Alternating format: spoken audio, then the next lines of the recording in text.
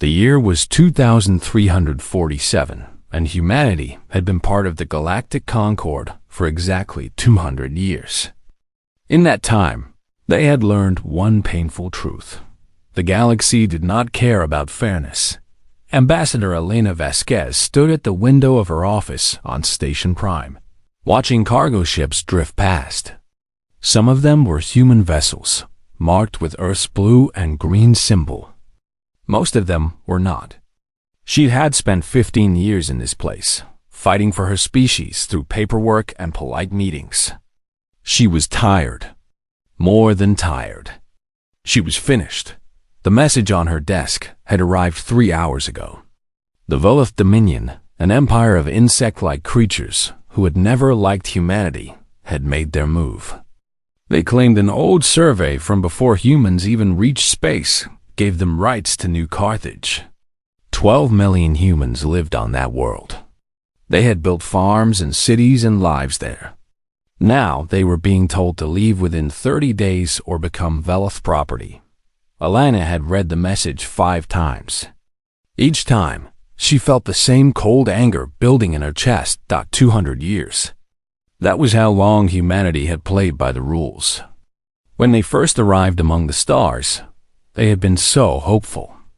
The Galactic Concord promised peace and cooperation between all species. Humanity joined eagerly, accepting their place as newcomers. They were given the lowest rank in the system. They were called provisional members. They were told to be patient. So they were patient. When the Velith started stopping human cargo ships for inspections that lasted weeks, humanity complained through proper channels. The Concord listened. They made notes. Nothing changed. When human settlers on border worlds were pushed off their land by species who had been in space longer, humanity filed formal protests. The Concord expressed concern. They formed committees. Nothing changed. When trade agreements gave humans the worst deals and the smallest profits, humanity asked for fair treatment. The Concord promised to review the situation. Years passed. Nothing changed. Elena had watched all of this happen.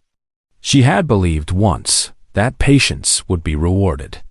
She had told her people to trust the system. She had promised that things would get better. She had been wrong. The door behind her opened, and her assistant, a young man named David, stepped inside. His face was pale. "Ambassador, the Council has responded to your emergency request, and they have scheduled a hearing for next month. They say the New Carthage situation requires careful study." Elena laughed. It was not a happy sound. "Next month. The Velith gave our people 30 days, and the Council wants to study the situation for longer than that." David did not know what to say. He had only been working for her for 2 years. He still believed things could change. Elena remembered feeling that way. It seemed like a very long time ago. She turned from the window and sat at her desk. For a moment, she simply stared at the message from the Velith. Such simple words for such a terrible thing. Leave your homes or become slaves. Choose within 30 days. "David," she said, "please arrange transport to the council chamber. I will be making a statement in 1 hour. But Ambassador, the hearing is not until—" "I will not be waiting for the hearing." The council chamber was a vast circular room at the heart of Station Prime. Representatives from dozens of species sat in rising rows of seats, looking down at a small platform in the center. This was where those who wished to speak stood, surrounded by beings who considered themselves superior. Elena had stood on that platform many times. She had begged for help. She had presented evidence of wrongdoing. She had argued and pleaded and reasoned that today would be different. The chamber fell quiet as she walked to the center. The Velith representative, a tall creature with clicking mandibles and cold compound eyes, watched her with what might have been amusement. He expected another complaint, another request for help that would never come. "Honored members of the Concord," Elena began, her voice steady. I come before you today not to file a complaint, not to ask for a hearing, not to request fair treatment." She paused, looking around at the faces watching her. Most showed boredom. Some showed mild curiosity. None showed concern. For 200 years, humanity has followed the rules of this council. We have accepted our status as newcomers. We have been patient when patience cost us dearly. We have trusted that this body would eventually recognize our right to fair treatment. The velith representative made a sound that might have been laughter.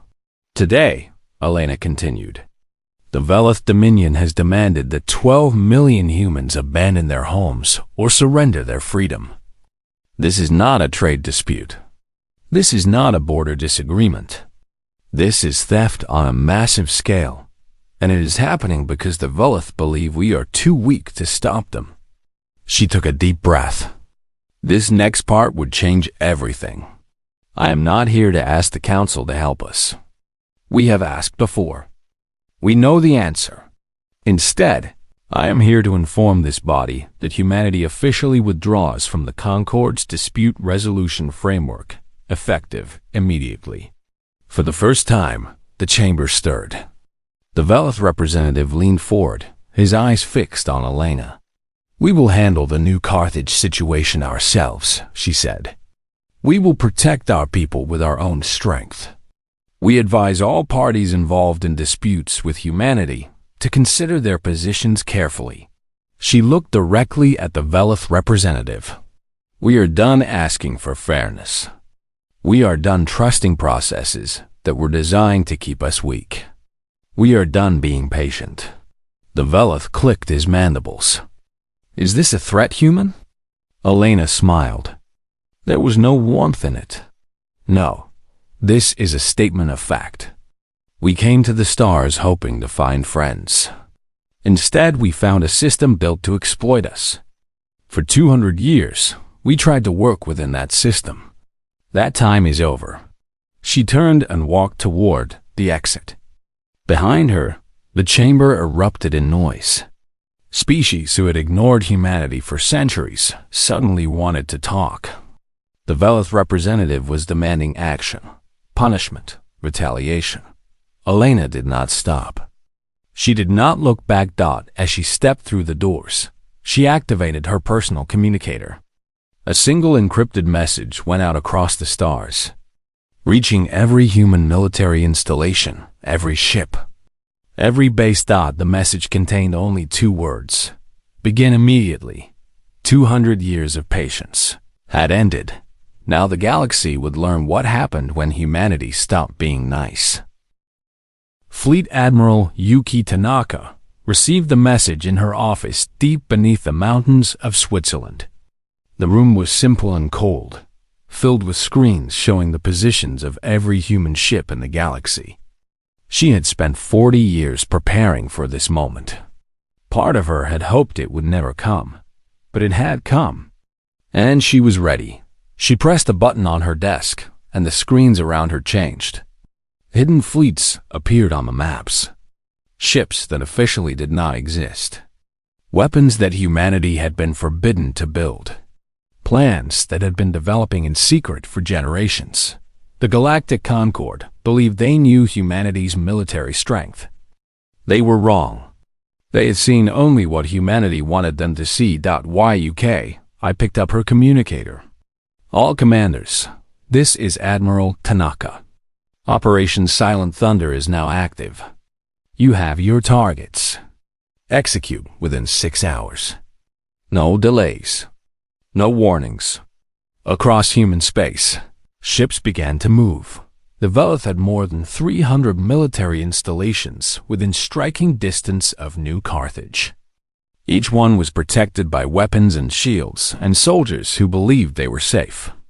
After all, the humans were weak. The humans were new to space. The humans had never won a real war against anyone. The velith did not know about the Shadow Fleet. For 150 years, humanity had been building ships in hidden facilities on the edges of their territory. These ships used technology that the Concord had banned, not because it was dangerous, but because it would make younger species too powerful. Humanity had agreed to the ban publicly while ignoring it privately. Admiral Chen Wei commanded the first strike force.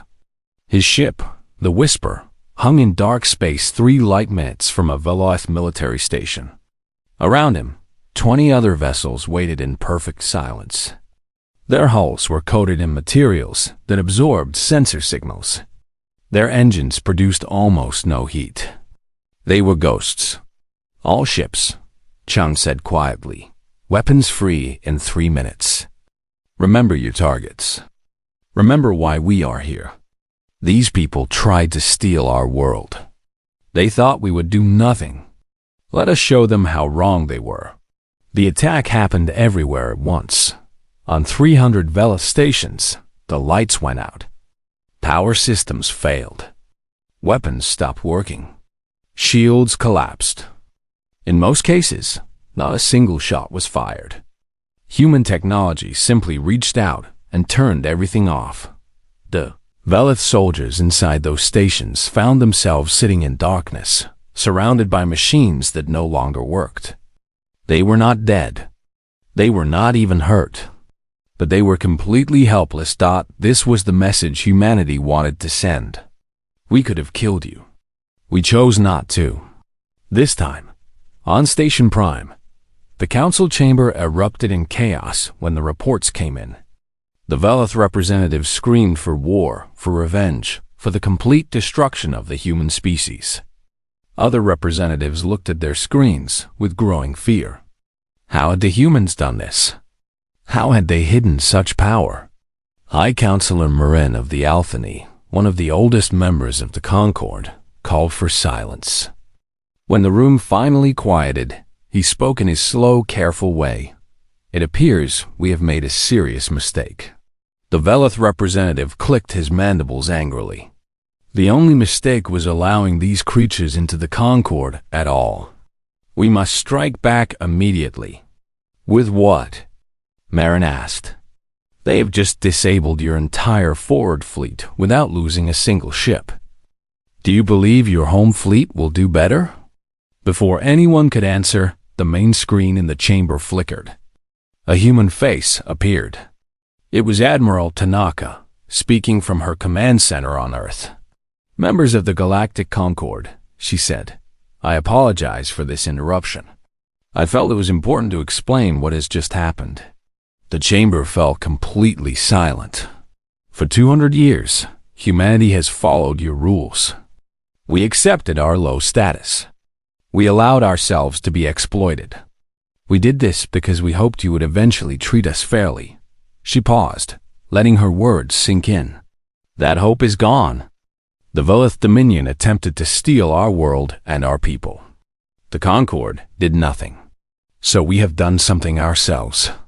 On the screen behind her, images appeared. 300 disabled stations. Velith soldiers sitting in darkness. Ships floating dead in space. We have not killed anyone today. We want you to understand that this was a choice. We could have destroyed those stations. We could have killed everyone inside. We chose mercy. Admiral Tanaka's eyes hardened. But mercy has limits. New Carthage is a human world. It will remain a human world. Any ship that approaches our colony systems with hostile intent will not receive a warning. Any attack on human civilians will be answered with overwhelming force. She leaned closer to the camera. We did not want this war. We spent 2 centuries trying to avoid it. But if war is what you want, war is what you will get. And you will not enjoy it. The screen went dark. For a long moment, no one in the council chamber spoke. The velith representative stood frozen, his compound eyes wide with something that might have been fear. High Counselor Marin broke the silence. I believe we need to reconsider our approach to the human situation. On New Carthage, the 12 million humans who had been told to abandon their homes looked up at the sky. They had heard the news.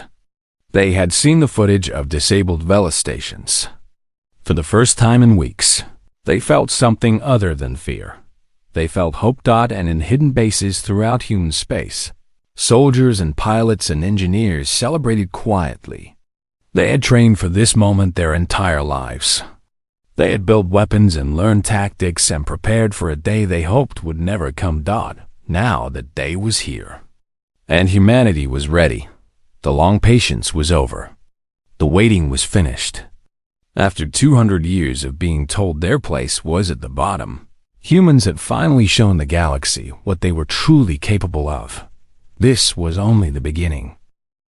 High Chronicler Yemeth was very old. His species, the Morath, had been traveling between stars when most other races were still learning to use fire. He had seen empires rise and fall. He had watched species destroy themselves and others reach greatness. In all his centuries of life, he had never seen anything quite like what the humans had just done. The council chamber was still in chaos 3 days after the attack. The Velith demanded war. The Alphani counseled caution. A dozen other species argued about what should be done. No one could agree on anything. Yemeth had spent those 3 days in the archives, reading everything his people had collected about humanity. Now he understood things that the rest of the council did not.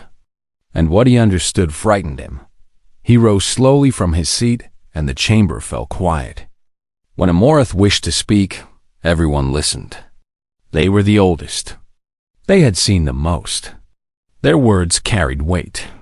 "Before we decide anything," Yemeth said, his voice rough with age, "there are things you must know about humanity. Things we have failed to consider." The Velith representative made a dismissive sound. "What is there to know? They are young. They are few. They have been lucky. They have been careful," Yemeth corrected. "There is a difference." He touched a control on his chair, and the main screen lit up with data. Humans evolved on a harsh world. Their planet tried to kill them constantly. Predators, diseases, weather, other humans. They survived all of it. Images appeared on the screen. Ancient human hunters chasing animals across vast plains. They did not look very dangerous. "They are not the strongest creatures," Yemeth continued. "They are not the fastest. They do not have claws or poison or armor. What they have is something far more dangerous." He paused. "They never stop. Their ancestors hunted by following prey until it collapsed from exhaustion. Other predators attack and retreat. Humans just keep coming, hour after hour, day after day, until the target gives up or dies." The chamber was very quiet now. This same trait exists in their minds. When they want something, they do not give up. They will spend generations working toward a goal. They will accept losses that would break other species. They will keep fighting long after any reasonable creature would surrender. More images appeared. Human history. Wars and conflicts stretching back thousands of years. But there is something else. Something worse. Yemeth looked around the chamber, making sure everyone was paying attention. Most species in this room achieved unity before reaching space. You stopped fighting among yourselves long ago. Humans did not. They spent their entire history at war with each other. They perfected the art of killing over thousands of years. The screen showed weapons. Simple spears became swords, became guns, became bombs, became things that could destroy entire cities. They developed weapons we never imagined, strategies we never conceived. They learned to fight in every possible environment: land, sea, air, underground, underwater. When they finally reached space, they brought all of that knowledge with them. The Velith representative stirred uneasily. "If they are so dangerous, why have they been so passive?" "Because they were waiting," Yemeth said. "They joined the Concord hoping we would be worthy of their trust.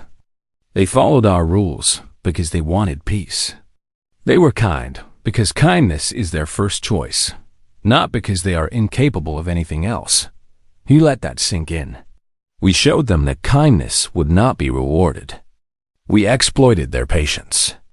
We mistook their restraint for weakness. Yemeth shook his head slowly. We woke something that was sleeping, and now we must face the consequences. The Velith representative stood angrily. You speak as if we should be afraid of these creatures. We have the largest fleet in the sector. We will crush them. Then send your fleet, Yemeth said calmly. But let me tell you what will happen. He touched another control. The screen showed the Velith home fleet, 300 warships, the pride of their empire. Your ships are built for power. They are large and strong and carry many weapons. Human ships are built for speed and precision. Your admirals believe in direct confrontation. Human commanders believe in winning, and they do not care how they achieve it. More data appeared. Analysis of the recent attack. Tactical breakdowns. The humans did not destroy your stations because they wanted you to understand their power. They wanted you to know they could have killed you and chose not to. This was a message, and you have not listened to it. The Velith representative clicked his mandibles. We will send the fleet. We will show these humans what real power looks like. Yemeth sat back down. Then I suggest you send ships to recover the survivors. You will need them. 3 days later, the Velith home fleet engaged a human task force near the New Carthage system. 300 Velith warships faced 30 human vessels. The Velith commanders expected an easy victory. The battle lasted 4 hours. The humans did not fight fair. They appeared from unexpected directions. They struck weak points with perfect accuracy. They used their ship's speed to stay out of reach while delivering devastating attacks. They worked together like parts of a single machine, each ship knowing exactly where the others would be. When it was over, the Velith had lost nearly 200 ships. The humans had lost 3. News of the defeat spread across the Concord like fire. Species who had dismissed humanity began to reconsider. Those who had exploited human colonies suddenly felt very nervous. The order of the galaxy, which had seemed so permanent, was beginning to crack. On his home planet, High Chronicler Yemeth received reports of the battle and felt no satisfaction in being right. He had warned them. They had not listened. Now everyone would learn the truth about humans the hard way. Captain Marcus Chun stood on the bridge of the carrier Defiance and watched the Nomari convoy approach. His orders were simple: intercept and evaluate. The Nomari were a wandering species, traveling between stars and great fleets that had no home world. They had been badly treated by the Concord for centuries. Now humanity wanted to know whose side they were on. The lead Nomari ship was old and scarred, patched together from 100 different repairs. Its captain, a tall being with silver skin and 4 arms, appeared on the communication screen. Human vessel, the captain said. We carry no weapons. We are only travelers. Please, let us pass. Marcus studied the alien's face. He saw fear there, but also something else. Curiosity. Hope. I am Captain Chun of the Earthship Defiance, he said. We are not here to stop you. We are here to talk. The Nomari captain blinked in surprise. To talk? About what? About the future. About what kind of galaxy you want to live in. 3 months had passed since the war began. The Velith had lost every battle. Their empire was crumbling. But more important than military victories was what was happening in the spaces. Between battles, humanity had started sending messages. Not threats. Not demands. Invitations. We know what they did to you. We know how they treated you. We have been treated the same way. Join us, and we will build something better together. The response surprised everyone, including the humans. The Kreth came first. They were traders who had been cheated for generations by rigged markets and unfair rules. When human ships appeared in their territory, the Kreth did not run. They asked questions, and when they heard the answers, they joined. The Velani followed. Their planet had been stripped of resources by Concord mining operations. They had complained for centuries and received nothing but empty promises. Now humanity offered them something real. Partnership as equals. Species after species made the same choice. The Morith, ancient and wise. The Tazari, small and brilliant. The 100th, fierce and loyal. Each had their own reasons for joining, but they all shared one thing.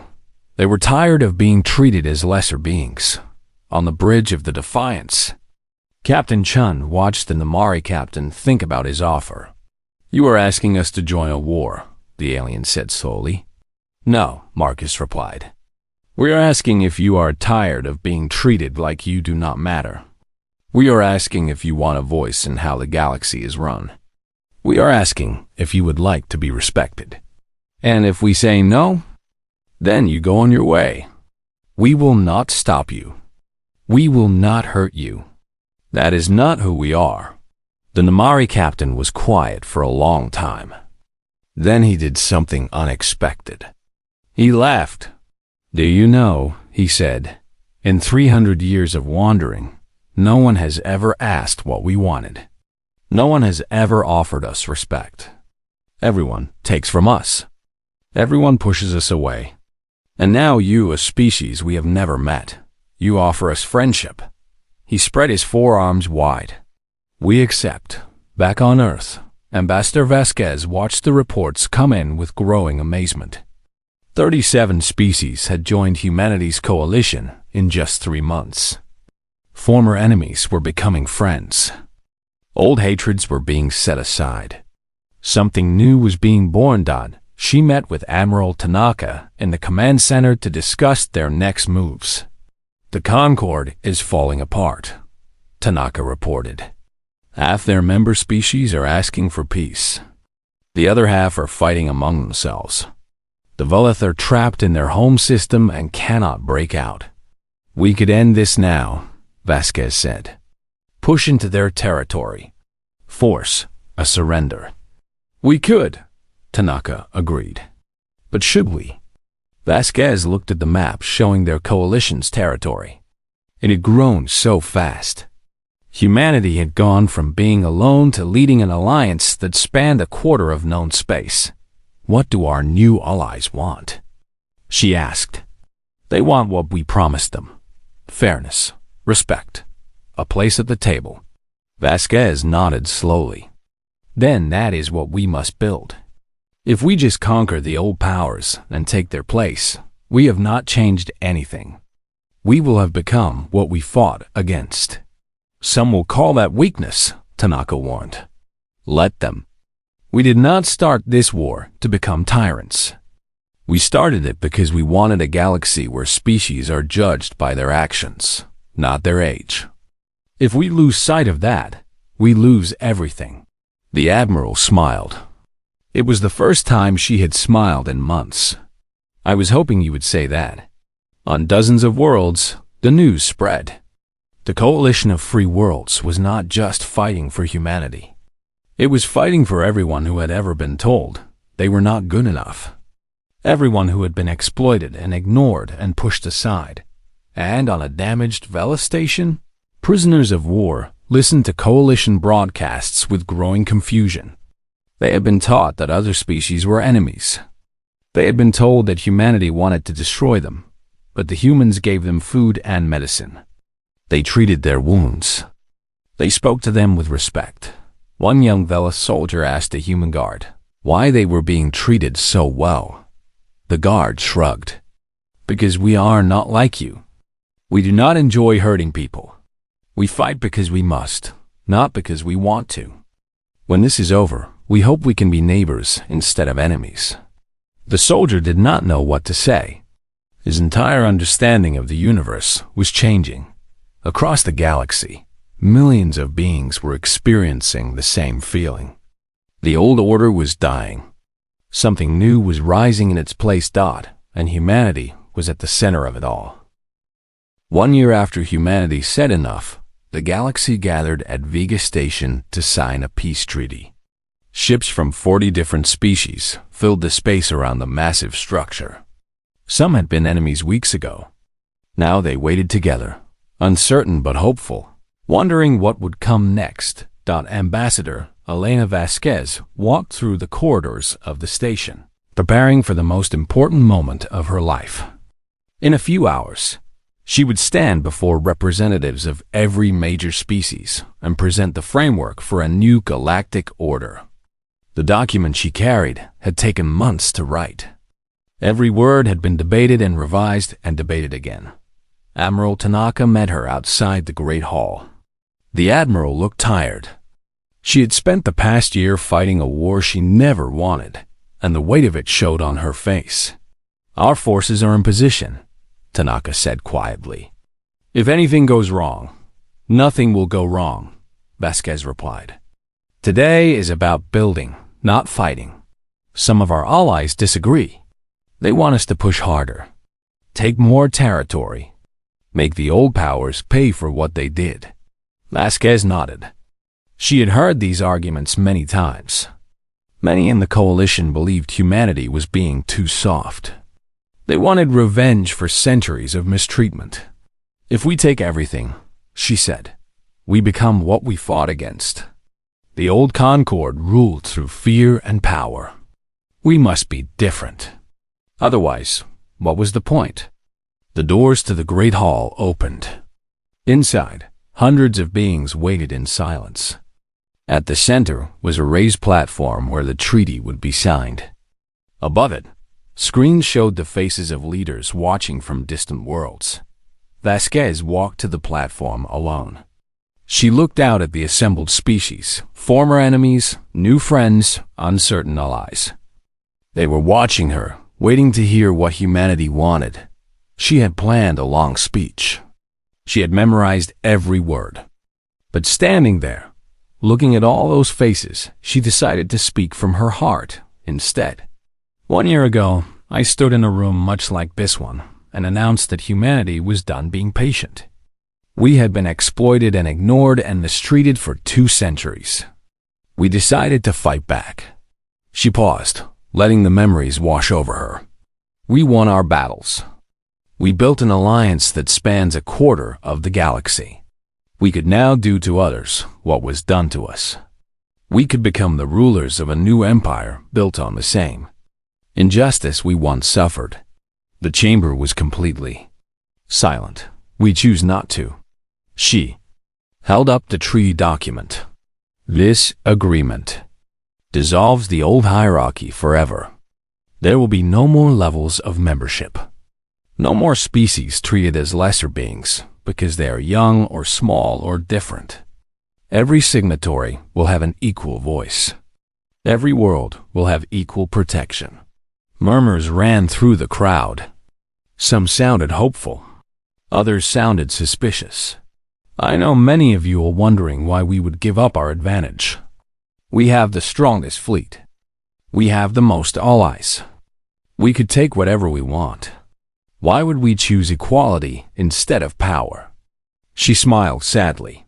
"Because power was never the point. We did not fight to become masters of the galaxy. We fought because we wanted a galaxy where kindness is not mistaken for weakness.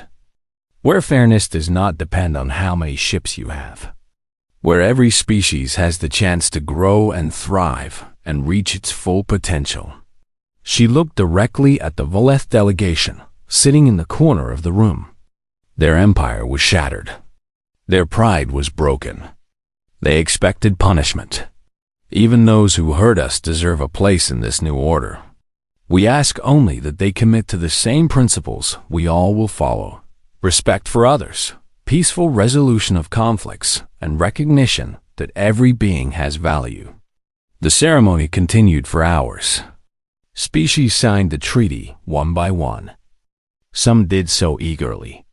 Others hesitated, but eventually agreed. By the time the sun set on Vega Station, the galaxy had changed forever. 6 months later, Elena Vasquez stood on New Carthage for the dedication of a memorial. The planet that had almost been stolen was now a symbol of hope. Gardens grew where fear had once ruled. Children played in fields that had nearly been taken from them. The memorial was simple, a stone wall with words carved into it. Elena read them silently as crowds gathered for the ceremony. We came to the stars hoping for friendship. We found a galaxy that mistook kindness for weakness. We taught them the difference. May those who come after us never need to learn it again. An old Morith diplomat approached her. Yemeth had traveled far to attend this ceremony. His people had been among the first to join the coalition, and his wisdom had helped shape the new order. Your species is remarkable, he said. I have lived for centuries, and I have never seen anything like what you have accomplished. Elena shook her head. We just wanted to be treated fairly. Everything else followed from that. No, Yemeth said gently. You wanted more than fairness. You wanted to build something better. Most species in your position would have taken revenge. You chose mercy. That is rare. That is precious. She thought about his words. Maybe he was right. Maybe humanity had shown something special in choosing restraint when power was within their grasp. What comes next? She asked. The treaty is signed, but building a new order will take generations. It will, Yemeth agreed. There will be challenges. Old hatreds do not disappear overnight. Some will try to return to the old ways, and when they do, the old alien smiled. Then you will do what you always do. You will be patient as long as patience is deserved. And when it is not, you will remind the galaxy why kindness should never be confused with weakness. Above them, ships from a dozen species patrolled together, former enemies now working as partners. On the surface below, humans and aliens walked side by side through streets that had nearly been lost. Elena Vasquez looked up at the sky and felt something she had not felt in years. Peace, real peace, built on respect instead of fear. Humanity had stopped being nice when niceness was rewarded with exploitation. They had fought when fighting was necessary. And when they won, they chose to build instead of destroy. The galaxy would never forget that lesson. And somewhere out there, among the stars, other young species were watching, learning, understanding that they did not have to accept mistreatment, that they could stand up for themselves while still choosing hope over hatred. That was humanity's true victory. Not the battles they won, but the example they set. A galaxy where kindness could finally be strength.